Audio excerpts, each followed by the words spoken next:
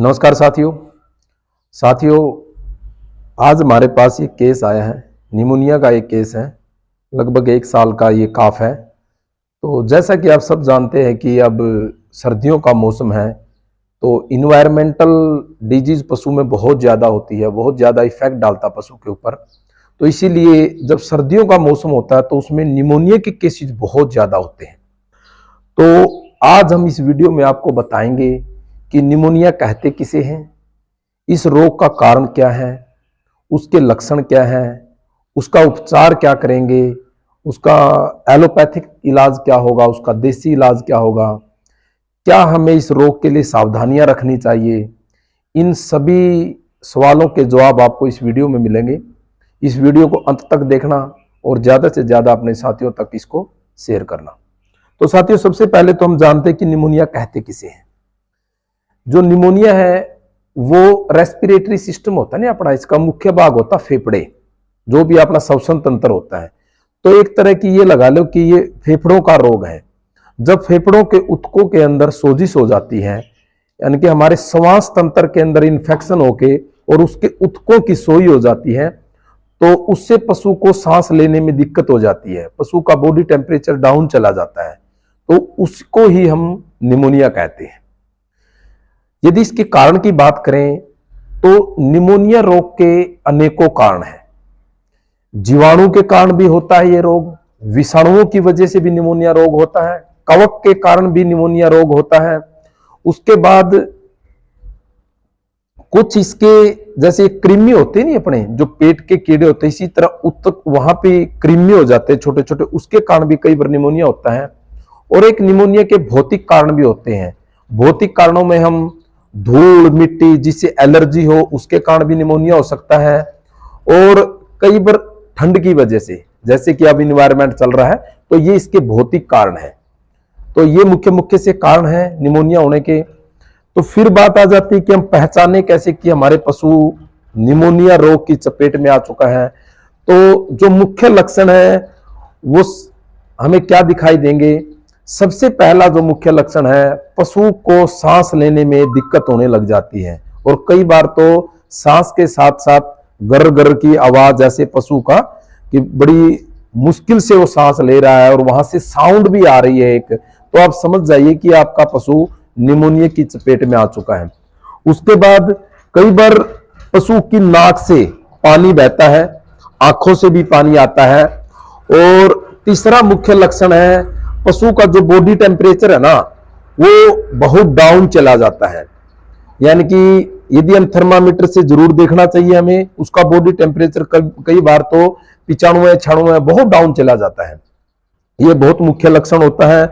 उसके साथ साथ पशु खाना पीना कम कर देता है। पशु की जो हेयर है ना, स्किन है पशु की, तो इसके ऊपर जो बाल होते हैं ना, वो बाल बिल्कुल ऐसे खड़े हो जाते हैं। तो हम दूर से ही पता लगा लेते हैं कि जैसे हमें सर्दी लगती है, शरीर कंपकपाता है, तो इस तरह की कंपकपी भी कई बार पशु को देखने को मिलती है। उसके साथ साथ पशु बहुत ज्यादा डल हो जाता है, और जो दूध देने वाला पशु है वो एकदम मिल्क प्रोडक्शन को कम कर देता है। तो ये उसके बाद यदि हम पशु के शरीर को छू कर देखेंगे ना, तो कान बहुत ज्यादा ठंडे होते हैं, पूंछ के नीचे भी बहुत ज्यादा हमें जो पोर्शन गुदा के पूंछ के जस्ट नीचे का होता है बहुत ठंडा महसूस होता है। तो ये बाह्य लक्षण मैंने आपको बता दिए हैं। इसके द्वारा आप पता लगा सकते हैं मोटे तौर पे कि इस पशु को निमोनिया है। और जो सबसे ऑथेंटिक जो इसका हम लक्षण देखेंगे वो तो साथियों एक्सरे है। जैसे कि ये पशु है, ये यूनिवर्सिटी के अंदर से आए हैं, अंकल जी इसका अपने काफ को यूनिवर्सिटी में लेके गए थे, तो उन्होंने देखिए इसका एक्सरे किया है। ये एक्सरे की रिपोर्ट हमारे सामने है। तो एक्सरे में उन्होंने इसको क्लियरली बता दिया है कि इस पशु के जो मिल्ड इंटीरियल निमोनिया है, थोरैसिक कैविटी के अंदर इसको निमोनिया बताया गया है। फेफड़ों की सोई भी इसमें दिखाई गई है। और ये इसकी ब्लड की रिपोर्ट है। इसके अंदर भी क्योंकि ये खा पी नहीं रहा, तो उसकी वजह से ब्लड में भी थोड़ी दिक्कत आ रही है, इन्फेक्शन बता रहे हैं।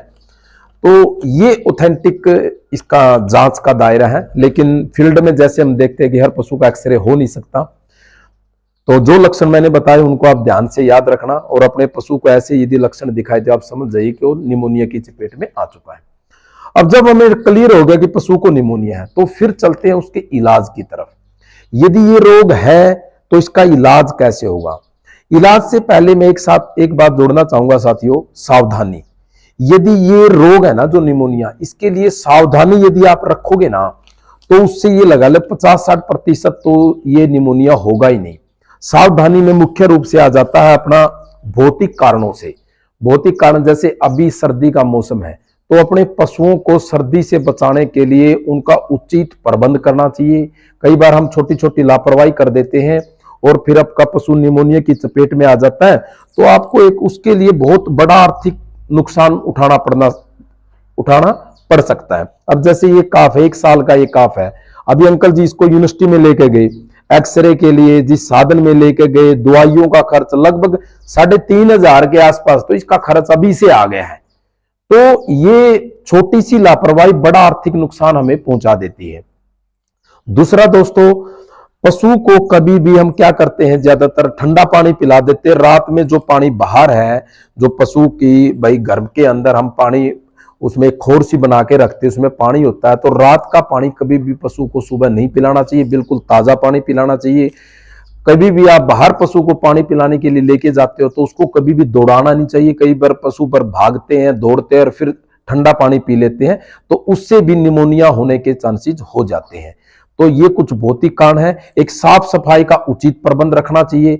धूल, मिट्टी, धुआं वगैरह पशु के आवास स्थान के आसपास नहीं होना चाहिए। ये भौतिक कारण है, इनसे आप सावधानी रख सकते हो। तो किसी भी बीमारी का बेस्ट इलाज होता है कि उसको होने न दिया जाए। अब हम बात करते हैं कि इसका इलाज क्या किया जाए। इलाज में 2 बातें होती दोस्तों, एक तो होता है देसी इलाज, दूसरा होता है एलोपैथिक इलाज। सबसे पहले एलोपैथिक इलाज की हम बात करेंगे। आप इसको ड्रिप देख रहे हैं, ये नॉर्मल सलाइन की ड्रिप है, यूनिवर्सिटी की तरफ से डॉक्टर साहिबान ने इसको प्रिस्क्राइब किया है। तो बहुत जरूरी है क्योंकि इसमें पशु पानी भी पीना छोड़ देता तो उसको डिहाइड्रेशन हो जाती है और ये एनर्जी भी देगा। तो एक तो नॉर्मल सलाइन की अपनी ये होगी। उसके साथ साथ दोस्तों, जैसे कि इसमें आपको पता है कि बैक्टीरिया का बड़ा रोल रहता है, क्योंकि सोजिश हो गई है, तो वहां पर एक एंटीबायोटिक का यूज करते हैं हम। एंटीबायोटिक के रूप में जी तो थोड़ा आगे, एंटीबायोटिक के रूप में ये देखिए, इसको सेफ्टिजोक्सिन सेल्बेक्टम भाई 4.5 ग्राम ये प्रोवाइड किया है। उसके साथ साथ ये तो एंटीबायोटिक हो गया भाई, जो बैक्टीरिया को किल करने का काम करेगा। ये अपना एंटीपायरेटिक इंजेक्शन है, एंटी इंफ्लामेटरी का भी काम करेगा। साथ में इसमें प्रोक्सिकम पैरासिटामोल है, ये उसके लिए दिया गया है। उसके साथ साथ एक स्टेरॉइड दिया गया है, क्योंकि ये प्रेग्नेंट है नहीं, उस तरह की हमें कोई चिंता की बात नहीं है। डेक्सामेथासोन, ये स्टेरॉइड हम इसमें यूज करेंगे। जो फेफड़ों की सोई है उसको सोई को कम करने के लिए और शरीर को दोबारा से बूस्टअप करने का काम करेगा। एक होता है, जैसे मैंने बताया कि एलर्जी की वजह से भी निमोनिया होता है, ये एंटी एलर्जी का अपना सीपीएम का इंजेक्शन, जो एविल का इंजेक्शन होता है, वो दिया गया है। उसके साथ साथ दोस्तों 2 इंजेक्शन दिए गए हैं। ये है नरवाइन टॉनिक, इसमें विटामिन B1, B6, B12 अपना सारा वही होता है, नरवाइन टॉनिक है। और एक लास्ट का इंजेक्शन दिया है ये लीवर टॉनिक, जिसमें B कॉम्प्लेक्स है। तो इस तरह हम देखते हैं कि एंटीबायोटिक दिया गया है, एंटीपायरेटिक दिया गया है, उसके साथ साथ लीवर टॉनिक दिया है, एक नरवाइन टॉनिक दिया है, एक स्टीरॉइड दिया गया है और एक एंटी एलर्जी। ये सब तरह के इंजेक्शन अलग अलग नामों से बहुत सी कंपनियों के आते हैं। तो ये मिलके साथ में ये ड्रिप नॉर्मल सलाइन की, ये सब लग के, और निमोनिया में कोई ऐसी बात नहीं है, मोर्टेलिटी रेट बहुत कम है, आपके पशु की जान जरूर बच जाएगी, लेकिन बड़ा आर्थिक लॉस हो जाता है। तो इसलिए इसको होने से ही बचाया जाए। ये तो हो गया इसका एलोपैथिक इलाज।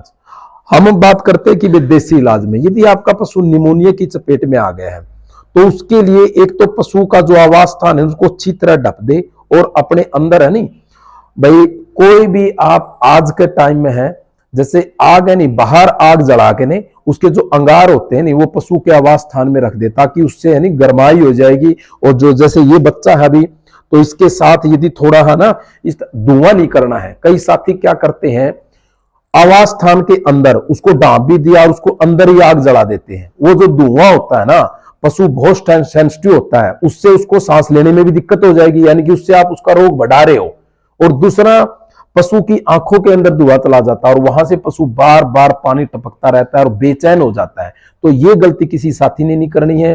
कभी भी आग अंदर नहीं जलानी है, आग को बाहर जलाओ, बिल्कुल अंगार बना के वो पशु के पास रखो। एक चीज तो ये होगी। दूसरा, पशु के शरीर को ढांप दो, जैसे अंकल जी ने कर रखा है कि इसको बॉडी सीम दिए भाई, किसी भी तरह जैसे भी अवेलेबल संसाधन है तो पशु के ऊपर कोई भी कपड़ा ढांप दो। तीसरा साथियों, एक अपनी अजवाइन होती है, उसका बहुत अच्छा रोल है।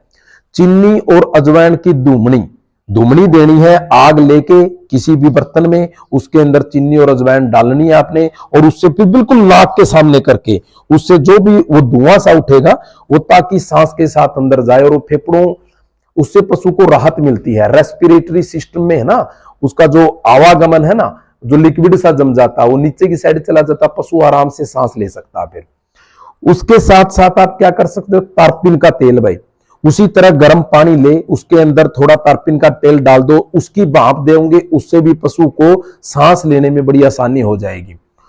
तारपीन के तेल के बाद बात करते हैं हम सफेदे के पत्ते भाई, बहुत ही कारगर है इसमें।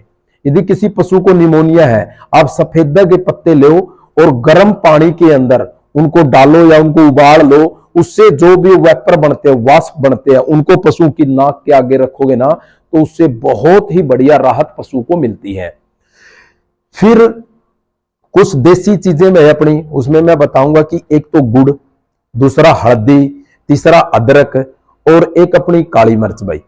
ये चारों चीजें है ना, आपने एक पेड़ी गुड़ की ले ले, उसमें है ना 50 ग्राम हल्दी, 2 चम्मच हल्दी की डाल लें, और अदरक अपने 20 ग्राम के आसपास 15-20 ग्राम अदरक ले ले, और 20 ग्राम काली मिर्च ले ले, उन काली मिर्च को अच्छी तरह कूट ले। ये सारी चीजें मिला के गुड़ की पेड़ी में दोनों टाइम, सुबह शाम दोनों टाइम आपके पशु को दोगे तो ये बहुत ही बढ़िया है। ये एंटीबायोटिक भी होगी हल्दी इसमें, और कई इम्यूनिटी बूस्टर है, और शरीर को हीट देने का काम करेंगे, गर्मी देने का काम करेंगे, जिससे आपका पशु सर्दी से भी बचेगा और निमोनिया से भी जल्दी रिकवरी कर लेगा।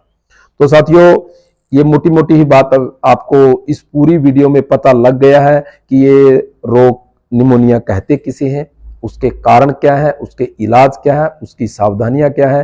तो यदि आपको हमारी ये वीडियो अच्छी लगती है तो इस वीडियो को ज्यादा से ज्यादा पशुपालकों तक आप फैलाएं, ताकि सभी पशुपालक इसका लाभ उठा सके।